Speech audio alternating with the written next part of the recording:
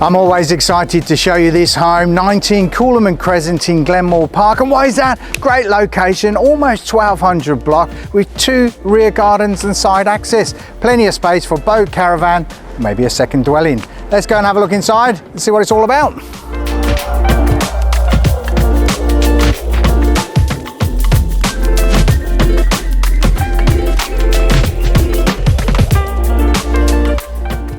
The family-sized floor plan allows for open living space or quiet lounge dining area. Upgraded over the years with plantation shutters, family bathroom, ducted air conditioning, to name but a few. Outside is a real treat with versatility abound, with 2 rear gardens providing plenty of space for pool, second dwelling or just a big garden shed. Parking's taken care of with undercover protection as well as 2 lock-up garages. A third, originally on the floor plan, is now being converted into a workshop with electrics and plumbing.